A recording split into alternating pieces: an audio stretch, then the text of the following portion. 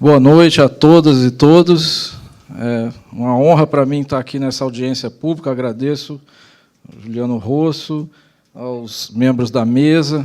É muito importante esse debate, porque a dívida pública, hoje, ela consome a maior parte dos recursos do orçamento na esfera federal, né?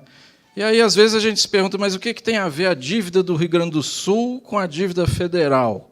Né? Tudo, né? Como a gente vai ver, né, é para se pagar a dívida federal que se paga a dívida do Rio Grande do Sul com a União. Então, é importante a gente verificar, né, qual a utilidade desse recurso, né? Porque sempre que se questiona, por exemplo, o pagamento da dívida do Rio Grande do Sul com a União, né, se vem um argumento, mas aí a União vai quebrar, né? Será realmente isso verdade? Então, para a gente analisar inicialmente a dívida do Rio Grande do Sul, é importante a gente analisar como está o orçamento da União. Será realmente, né, que a União precisa desses pagamentos do Rio Grande do Sul para sobreviver? Ou existe um outro caminho, né? Pode passar. Primeira consideração que a gente pode fazer para entender essa questão é que, na esfera federal, por exemplo, 40% do orçamento é destinado para juros e amortizações da dívida pública, enquanto que, por exemplo, para a saúde, educação, é 1/10 disso, né? Então, aí a gente já pode ver onde está o rombo, né, na esfera federal. Inclusive, se fez uma emenda constitucional para se congelar por 20 anos, né, todo o lado direito do gráfico, e o lado esquerdo, que é onde realmente está o grande rombo do orçamento, está liberado, ou seja, não tem nada, não tem problema nenhum, não tem teto, né? Inclusive, tem alguns argumentos, né, esse gráfico tem tido sucesso, né, com a sociedade para mostrar, né, como que a dívida afeta todos os aspectos da vida, né, de cada um. E aí, obviamente, surgem os setores que querem criticar o gráfico, né, falar, porque parte desse gasto com dívida, juros e amortizações, você está incluindo a rolagem da dívida, o tal do refinanciamento, que significaria pagar o principal da dívida por meio de novos empréstimos, e isso seria apenas uma troca de dívida nova por dívida velha por nova, e não seria um gasto efetivo, né? O problema é que a maior parte dos juros, né, é contabilizado pelo Tesouro como rolagem. Aí fica fácil, né? Dos 400 e tantos, né, 460 bilhões de rolagem do ano passado, a gente fazendo uma estimativa rápida, a gente vê que quase 300 bi da tal rolagem não é rolagem, é juros, né? Depois, no debate, a gente pode aprofundar esse debate. É só para antecipar um pouco os argumentos que muitos setores começam a tentar criticar o gráfico, exatamente porque a gente tem conseguido, né, com esse gráfico, mostrar didaticamente a situação. Se a gente observa também a parte azul, lá embaixo do gráfico, a letra está um pouco pequena, mas aquilo ali é transferências a estados e municípios, ou seja, enquanto a dívida leva 40% do orçamento, a parte amarela, a parte azul, que é as transferências a estados e municípios, é menos de 10%, ou seja, o que a União... Primeiro, a União concentra a arrecadação, depois ela faz retornar, né, para os estados e municípios 1/4 do que se gasta com a dívida. Então, nesse caso, a gente vê nitidamente como que os estados e municípios estão afetados diretamente pela destinação no orçamento federal para gastos com a dívida. Outro argumento que geralmente se coloca é que porque agora nós estamos tendo déficit primário na União, então significa que nós não estamos gastando nada com a dívida, estamos apenas nos endividando para pagar a dívida. Exatamente por isso é que é mais grave, ou seja, toda a capacidade de endividamento do país, né, está sendo destinado para pagar juros e não para investir nas áreas sociais, ou seja, é o famoso custo de oportunidade, né, que os economistas colocam. Ou seja, então, na verdade, a gente vê que essas críticas que se fazem ao gráfico, elas são infundadas. Depois, na hora do debate, a gente pode aprofundar. Pode passar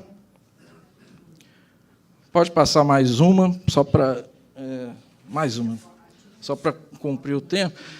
Então, qual é a situação dos estados? Existe a concentração da arrecadação tributária na esfera federal, reduzidas transferências legais para estados e municípios, a subtração de receitas dos entes federativos para o pagamento de dívidas renegociadas com a União a partir de 97, a falta de recursos para investimentos sociais que foram transferidos para estados e municípios, porque desde a Constituição de 88, os estados e municípios têm tido cada vez mais atribuições e os recursos ficam concentrados na esfera federal.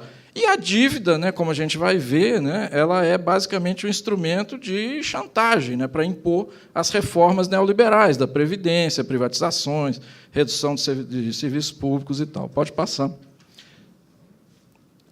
A auditoria da dívida seria exatamente a saída, porque quando a gente vê uma dívida nesse tamanho, levando 40% do orçamento federal, a gente se pergunta, mas o que fazer?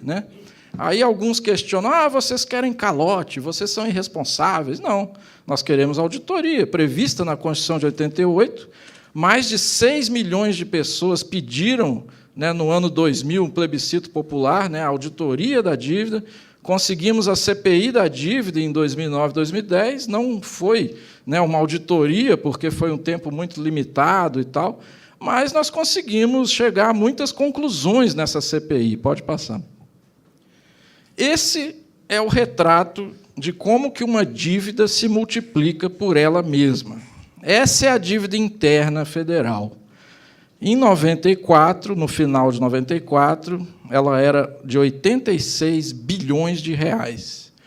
No final de 2015, por exemplo, ela chegou a 4 trilhões de reais. Nisso aí tem alguns dados oficiais que mostram alguns números diferentes, mas porque não inclui algumas partes da dívida, como as operações compromissadas e tal. Isso aí eu só estou antecipando, se alguém quiser depois no debate colocar. Mas aí que vem a questão. Quando se vê um crescimento desse, de 86 bilhões de reais no final de 94, para 4 trilhões de reais no final de 2015, a gente fica com a pergunta, mas como é que pode uma dívida se multiplicar por mais de 40 vezes em 20 anos? E aí poderia-se dizer, porque gasta demais com a Previdência, gasta demais com o pessoal. Esse é o argumento que a gente sempre ouve. Mas, espera aí, nesses 20 anos, de 95 a 2015, o Brasil fez um superávit primário de 1 trilhão de reais, arrecadou a mais do que pagou para todas as áreas sociais, 1 trilhão de reais, ou seja, não se gastou mais do que se arrecadou nas áreas sociais, porque quando a gente coloca o gasto com juros, aí é que começa a descobrir de onde que essa dívida saiu.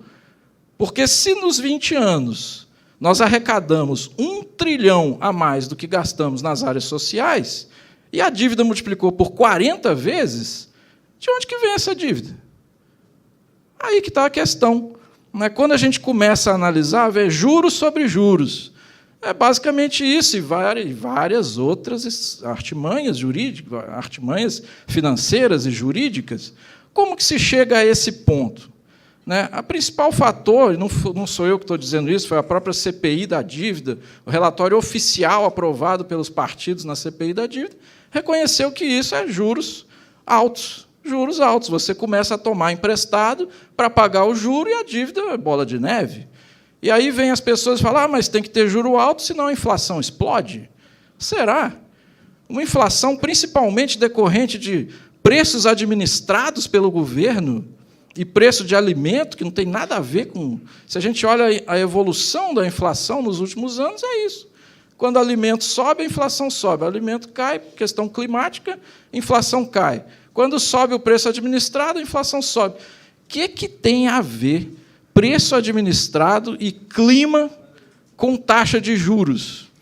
Essa é a primeira grande legitimidade da dívida federal que tem que ser questionada. Como é que pode a gente pagar uma dívida de 4 trilhões que cresceu a partir de juros ilegítimos? É preciso questionar. Porque, quando se fala em auditoria da dívida do Rio Grande do Sul, fala a União vai quebrar. Vai quebrar, não. vai pagar a dívida federal, né? Essa sim que está quebrando o país, né? E aí vários outros itens, inclusive a dívida dos estados com a União. Foi um dos fatores que fez essa dívida dar um salto lá em 97, 98. A gente pode ver até um aumento aí na curva da dívida lá em 97, 98, por conta disso.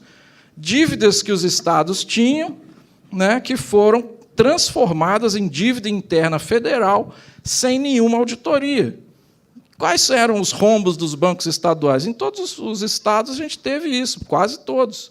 Que rombos eram esses? Realmente era necessário tomar uma dívida de tantos bilhões para sanear supostos rombos de bancos estaduais? Que rombos eram esses? Por que criou esses rombos? Né, queremos ver com documentos. Né, queremos auditar esses rombos. Será que era isso mesmo? Estamos pagando até hoje. Né, e vários outros itens, né, que contribuíram para essa dívida interna federal explodir, que nada tem a ver com gasto social, tem a ver com instrumentos financeiros. Né? Pode passar. E aí, para concluir, né, a gente vê que, nos estados, o instrumento é bem parecido. Né? Na União, a gente viu que, apesar de fazer um superávit primário de 1 trilhão, a dívida se multiplicou por 40.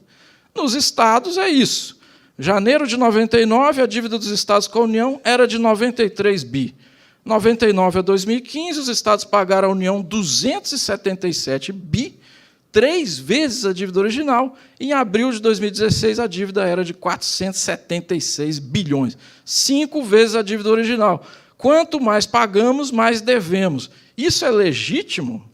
Escolher um índice volátil que dá um juro de mais de 30% por ano em alguns anos, IGPDI mais 6 ou até 7,5% em caso de alguns estados?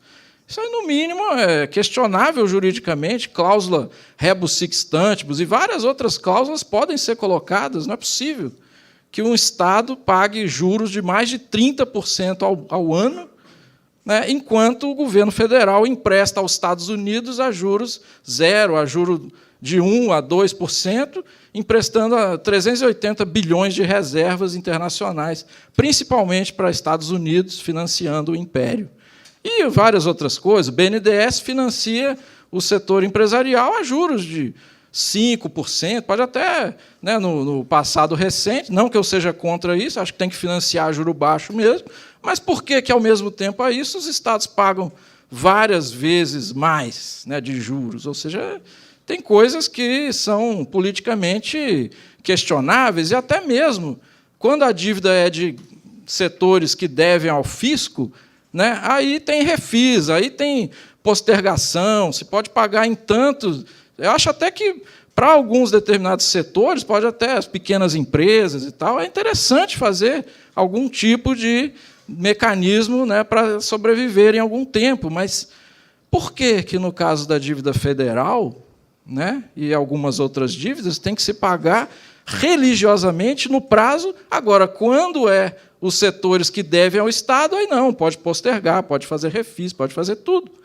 2 pesos e 2 medidas. Ou seja, então é interessante a gente analisar politicamente essa questão, porque essa dívida que nós temos, tanto na esfera federal como na esfera estadual, está sujeita a vários itens de ilegitimidade. Pode passar, só colocar um último gráfico aqui, que é esse, né, só para rebater também um argumento que é muito colocado, porque se questionarmos a dívida, aí quem vai sofrer vai ser a classe média, que tem fundo de investimento, que tem fundo de pensão.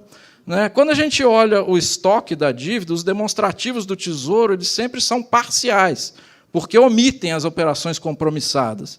Quando a gente coloca isso aí, que é mais de 1 trilhão de dívida na mão dos bancos, a gente vê que os bancos têm 42%, os estrangeiros têm 10%, seguradoras têm 4%, só aí já tem mais da metade da dívida na mão de grandes investidores. Né? Enquanto as pessoas ganham 0 na conta corrente, os bancos ganham taxa Selic. E mais, fundos de investimento. Né? Aí fala, porque aí está a classe média. Tá bom, mandamos requerimento de informações para o governo federal. Quem são essas pessoas? Vem a resposta, não tem resposta, sigilo bancário. E na Previdência, 19%, né? aí não é só fundo de pensão, aí é previdência aberta, né, que os milionários podem colocar seus recursos lá também. Quando a gente olha quem são, né, os fundos de pensão mesmo, que as entidades fechadas de previdência, a gente vê que é menos de 10%, ou seja, os dados, né, que são divulgados, eles são sempre misturados com outros e fica difícil. Mas quando a gente vê o quê? Fundo de pensão é menos de 10%.